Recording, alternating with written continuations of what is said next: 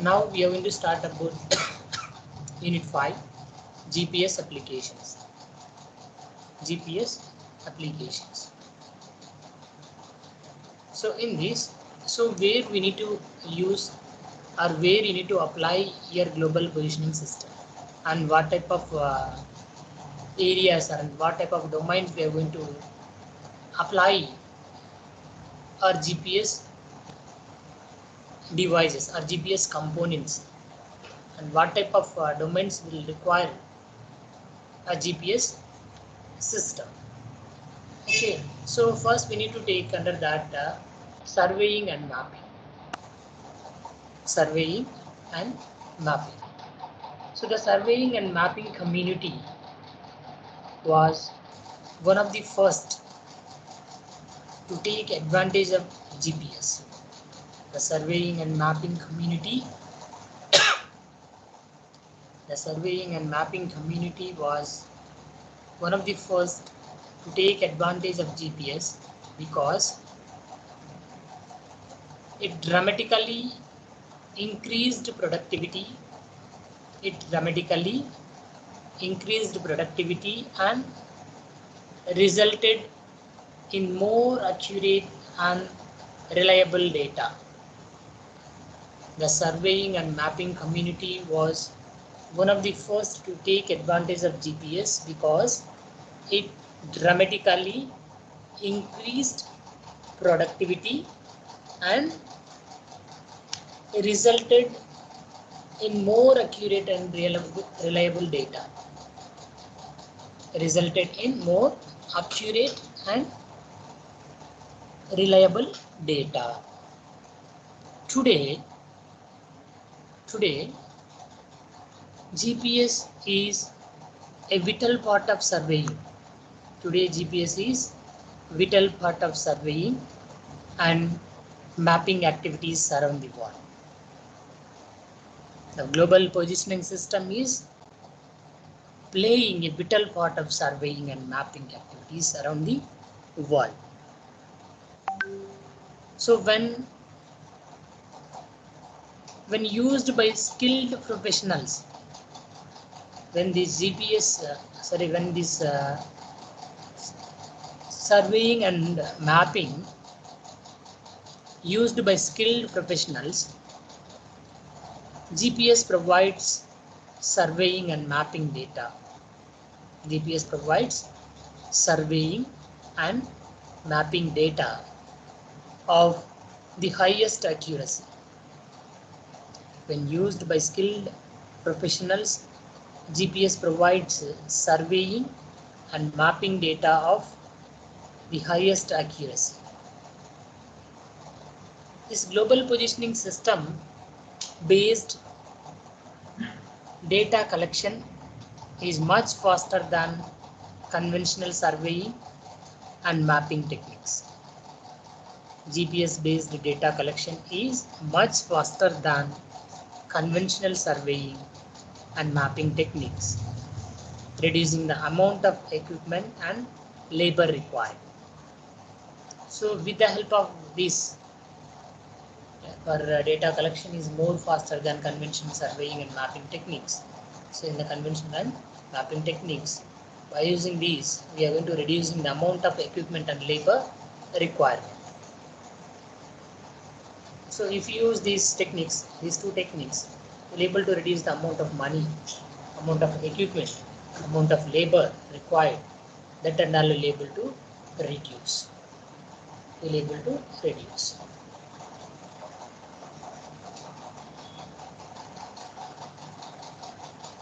A single surveyor. Let us assume if you want to do the survey, at least we require one person.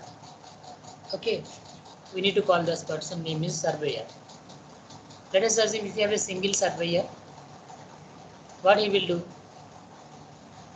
A single surveyor can now accomplish in one day. A single surveyor can now accomplish in one day what once took an entire team weeks to do. What once took an entire team weeks to do. So we need to see that the PS supports the accurate mapping and modeling of physical world,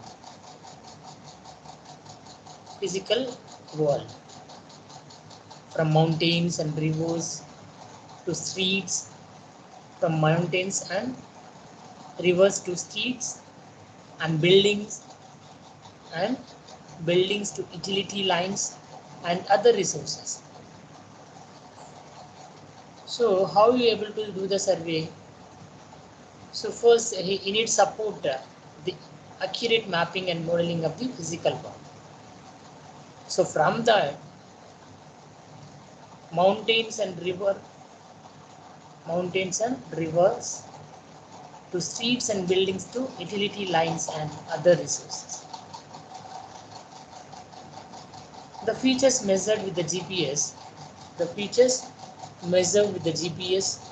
can be displayed on maps and in geographic information systems. Features measured with the GPS can be displayed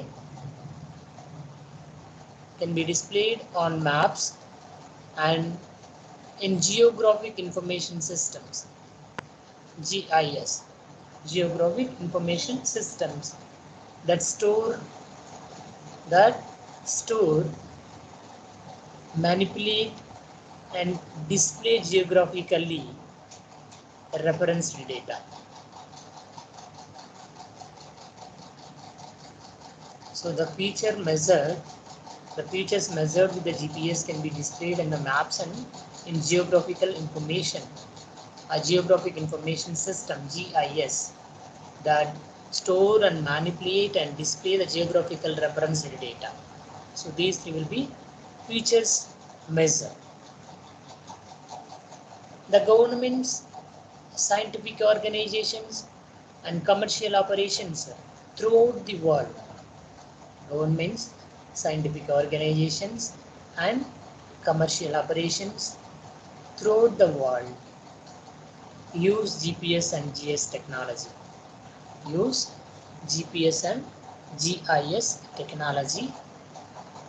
To facilitate timely decisions and wise use of resources. Governments and scientific organizations and commercial operations throughout the world use the GPS and GIS technology. So all were able to use this GPS and GIS technology.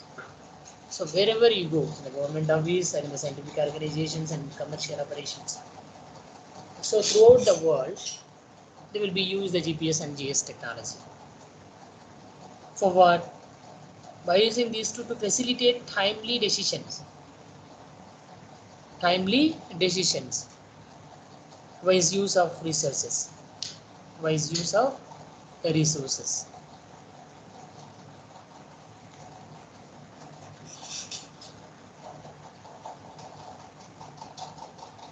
So let us assume if any organization or agency, we have any organization or agency that requires accurate location information. Any organization or agency that requires accurate location information about its assets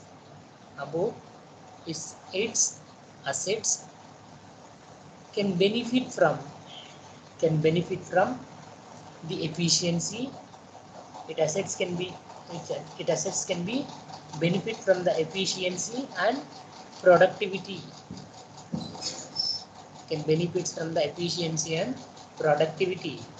Provided by GPS positioning. Unlike conventional techniques, GPS surveying is not bound by constraints. Unlike conventional techniques, GPS surveying is not bound by constraints such as line of sight, visibility between survey stations. GPS surveying is not bound by constraints such as line of sight, visibility between two survey stations. So the stations can be deployed at greater distances. The stations can be deployed at greater distances from each other. And can operate anywhere with a good view of the sky.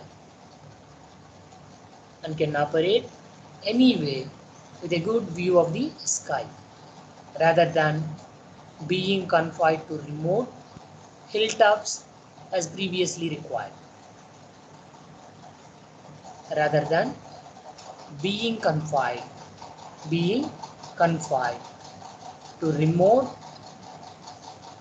remote hilltops as previously required. To remote hilltops as previously required. Just you need to see the diagram how to do the surveying with one surveyor. Let us assume here we have two surveyors. So these two surveyors will do the surveying with the help of that GPS and GIS.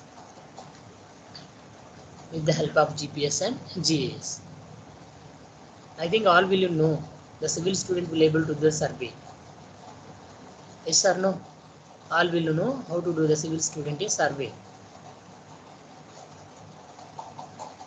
They must need GPS and GIS. With the help of that, only a single surveyor will be able to do the survey exactly with the help of GPS and GIS.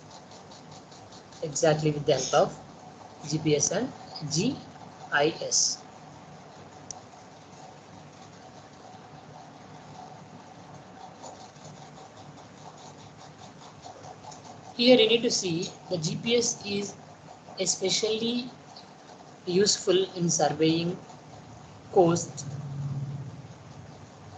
GPS is especially useful in surveying coast and waterways where there are few land-based reference points.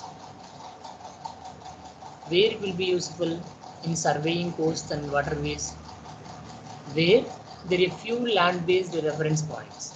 Survey vessels combine GPS positions.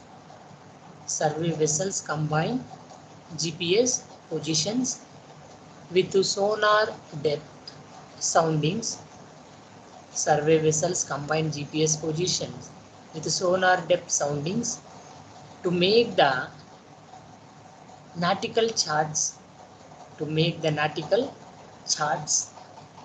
that alert mariners to changing water depths and underwater hazards. Survey vessels combine GPS position with the sonar depth soundings to make the nautical charts that alert mariners to changing water depths and underwater hazards.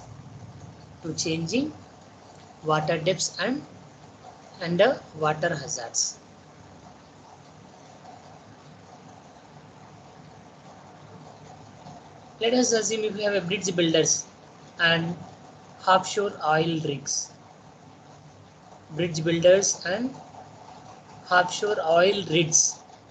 Also depends on GPS. These bridge builders and offshore oil ridges also depends on GPS for accurate hydrographic surveys. For what purpose this is going to depend on GPS means for accurate hydrographic surveys.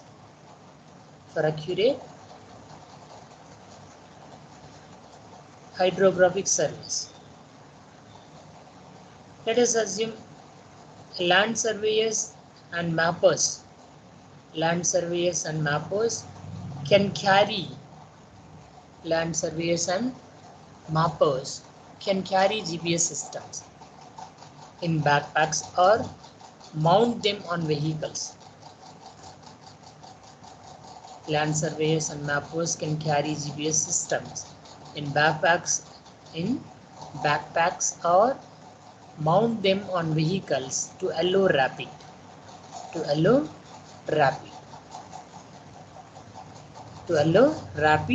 accurate data collection. So why we need to allow this GPS system along with the land surveyors and mappers means to allow rapid and accurate data collections, will be able to carry the GPS systems. Some of these systems communicate wirelessly. Some of these GPS systems communicate wirelessly with reference receivers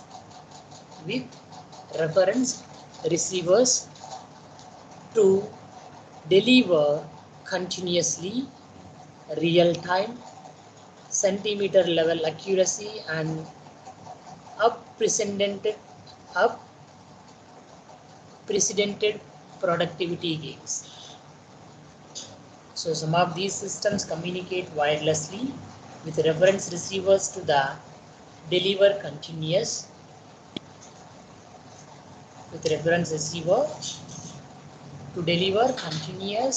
real-time centimeter level accuracy and unprecedented productivity gains.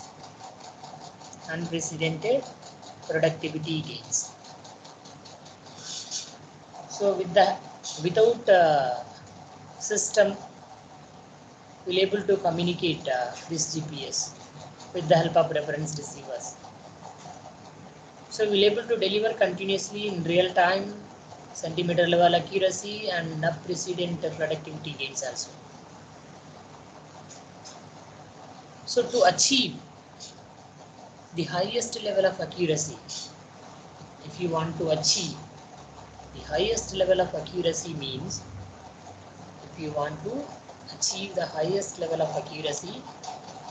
most survey grade receivers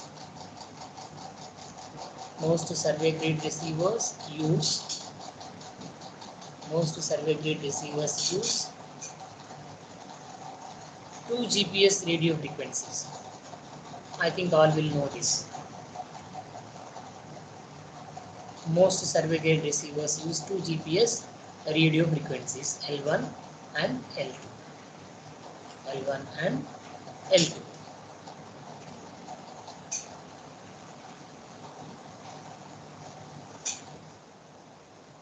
Currently, there is no fully functional civilian signal.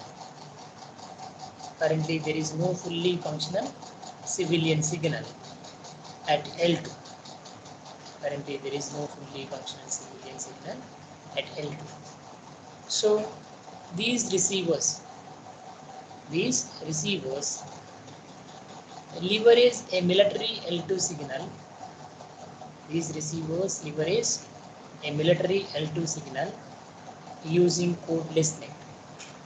Using codeless techniques. Currently, there is no fully functional civilian signal at L2. So these receivers leverage a military L2 signal using codeless techniques. The ongoing GPS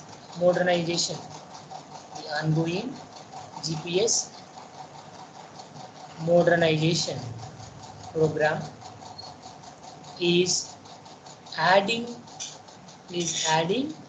a dedicated civil signal. The ongoing GPS modernization program is adding a dedicated civil signal at L2 that supports high accuracy positioning That L2 supports high accuracy positioning without the use of military signals. Without the use of military signals. Here the GPS program is also adding a third civil signal at the L5 frequency. Actually we have only two, L1 and L2 radio frequency signals. But here the GPS program is also adding a third civil signal at the L5 frequency that will enhance performance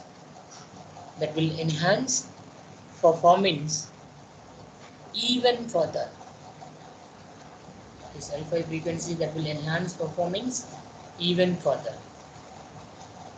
After 2020, the government will no longer support. After 2020, the government will no longer support codeless access to military GPS signals. Codeless access to military GPS signals. So until 2020 or before 2020, the government gave support for codeless access to military GPS signals. So after 2020, the government will not support or will no longer support for codeless access to military GPS signals.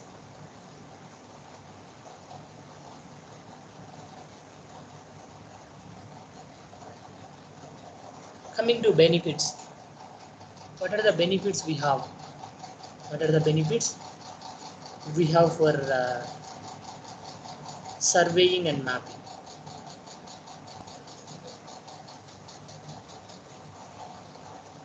We have significant productivity gains. We have significant productivity gain in terms of time, equipment, and labor required.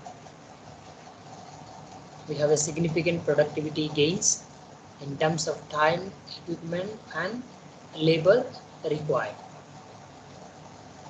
We have a fewer operational limitations. We have fewer operational limitations compared to conventional techniques.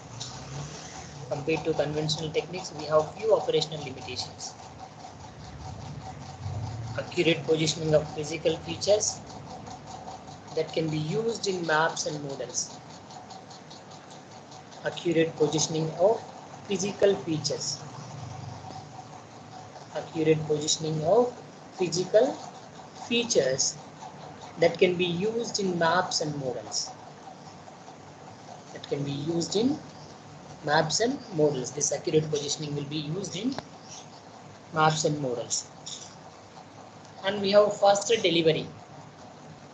We have faster delivery of geographic information. We have faster delivery of geographic information needed by decision makers. So we will able to deliver the information, geographic information, who will need it by taking decision. So we will deliver fastly for decision makers. Who will need it by decision makers. And the last benefit is centimeter level surveying results in real time. We will able to use the centimeter level surveying in real time. This will be used in real-time applications, the centimeter level surveying results. Coming to definition of geographic information system. Coming to definition of geographic information system. A geographic information system is a system. A geographic information system is a system designed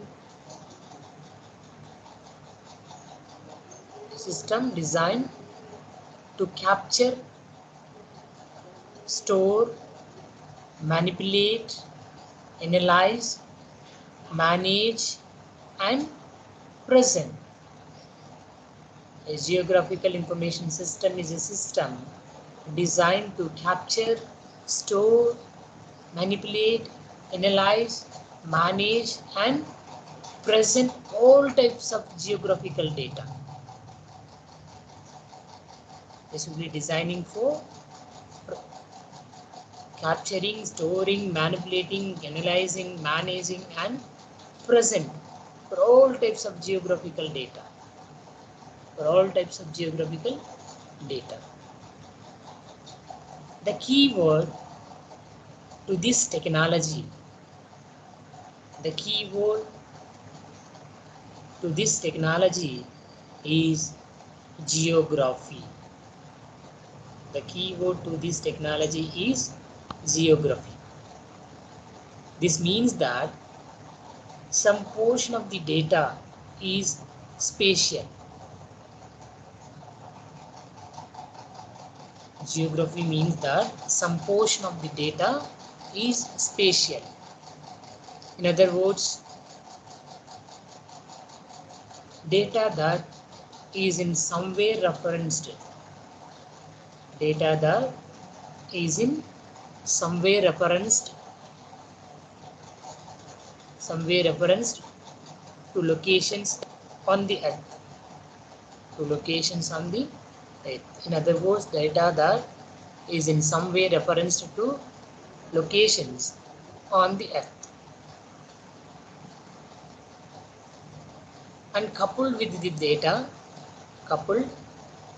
data is usually tabular data known as attribute data. If you coupled with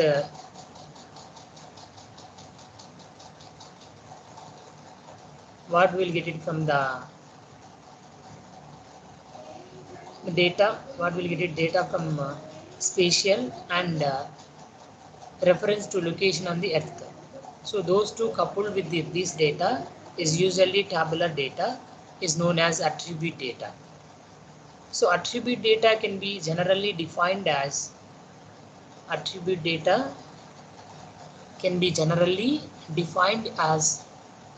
additional information about each of the spatial features.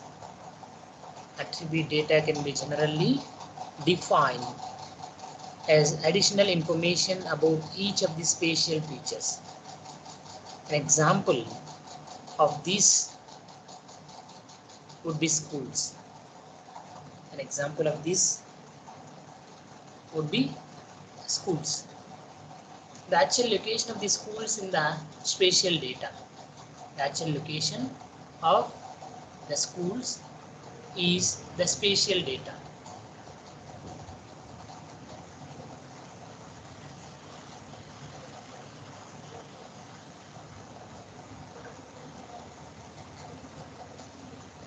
Additional data such as the school name, level of education taught, student capacity would make up the attribute data. So the actual location of schools is the spatial data. The location of the school is the spatial data. You need to clearly analyze that. The location of the school is the spatial data. Addition to that, the data such as school name, level of education taught, and which means that if you are going to teach for BTech students or diploma students or degree students or intermediate students, like that is only level of education taught. School name as usual, you know it. Then student capacity. So how many sections you have? So in our college we have 3 sections for ECE, 3 sections per CSE we have, like that we have, right? So that is students capacity would make up the attribute data. So all these school name, level of education taught, student capacity, so all would make up the attribute data. Attribute data. So it is the partnership of these two datas. This is the partnership of spatial data and attribute data. These two data types. It is the partnership of these two data types that enables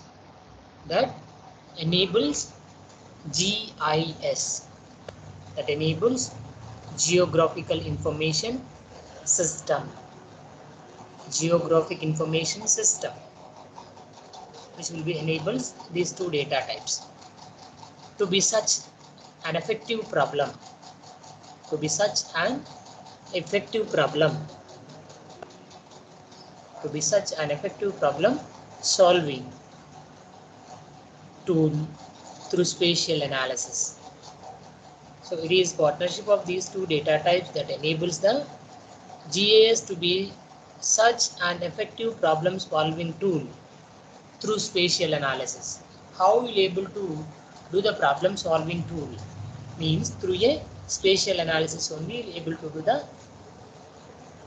solution for the problem.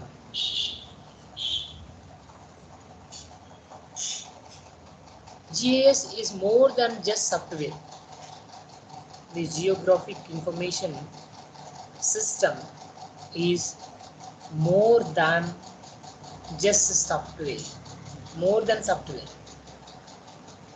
People and methods are combined with geospatial software and tools. People and methods are combined with geospatial software and tools to enable spatial analysis, manage large data sets, and display information in a map or graphical form. So the people and methods are combined with geospatial software and tools to enable spatial analysis, manage large data sets, and display information in a map or graphical form.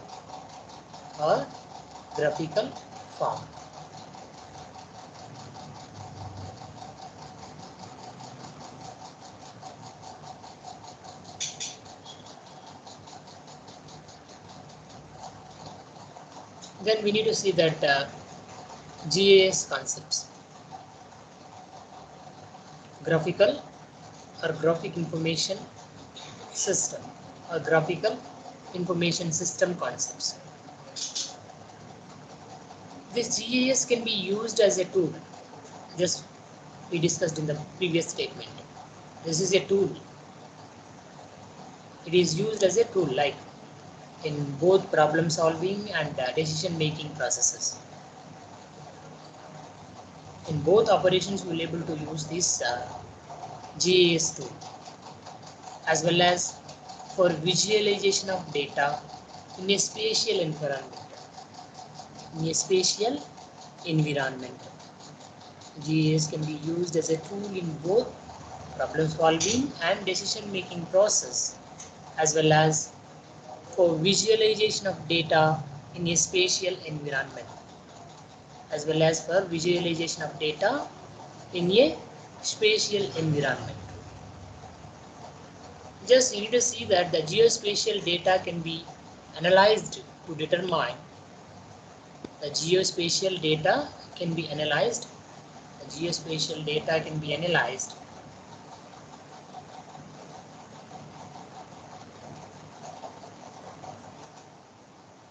geospatial data can be analyzed to determine first one.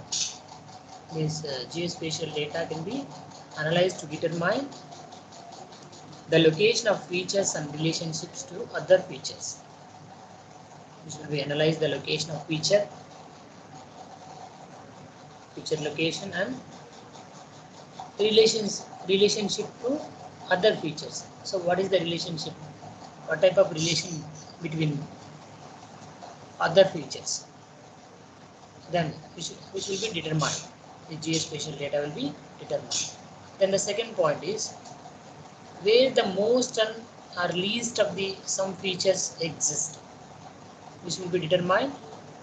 Where will be exist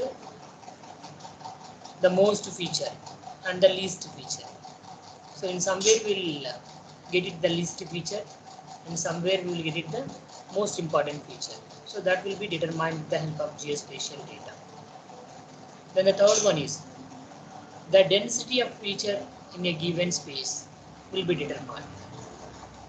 What is the density of feature in a given space will be determined with the help of spatial data, geospatial data.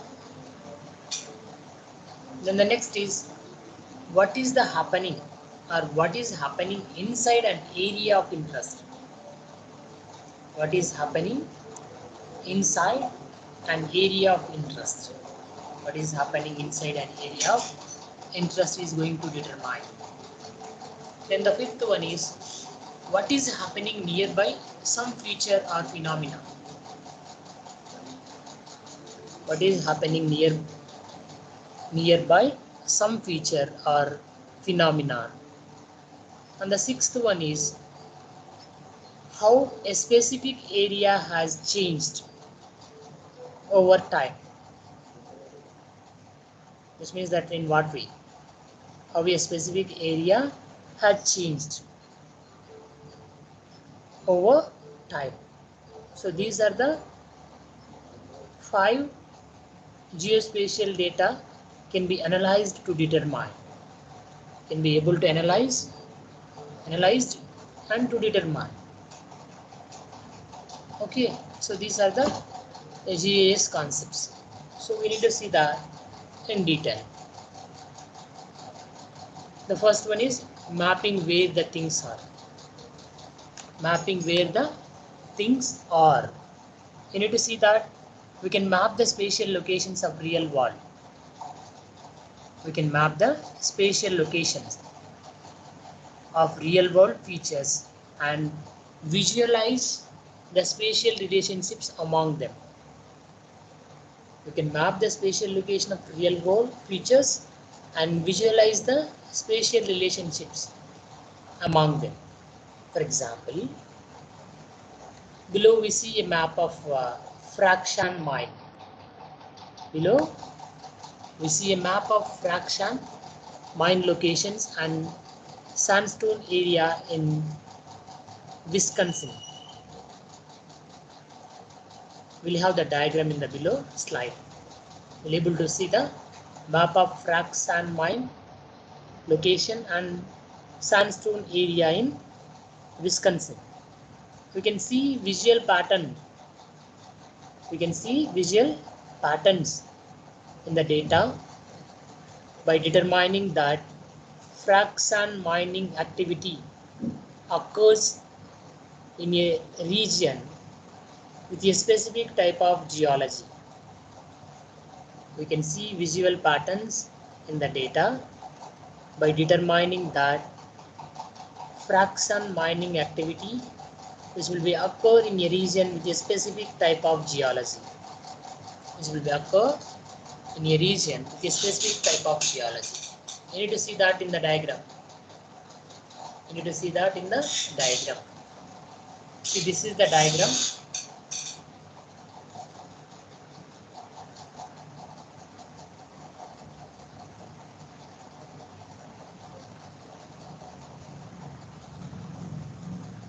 See in that, so this color indicates that active. Here we have a 16 active regions. We need to see that 1, 2, 3, 4, 5, 6, 7, 8, 9, 10, 11, 12, 13, 14. And we have in the back one more also. 1, 2, 3, 4, 5, 6, 7, 8, 9, 10, 11, 12, 13, 14, 15, 16. We have a 16 active regions. So this indicates that this blue indicates that in development, in the development region we have. This is the Frakshan Wisconsin sites. So these are the 11, 1, 2, 3, 4, 5, 6. See 1, 2, 3, 4, 5, 6, 7, 8, 9, 10 and 11. We have 11 in development. And these are the proposed 14 are proposed. We need to see the 14 proposed ones. So this indicates that sandstone area, these are the area of possible interest to frac sand mines. Frac sand miners. Sandstone area of possible interest to frac sand mines. The mines and processing plants. The mines and processing plant sites compiled in July 2011 from interviews with country and company officials. The company websites and development of natural resource permit records. This sandstone identified with assistance from the Wisconsin Geological Survey. Wisconsin Geological Survey. We'll see the remaining part.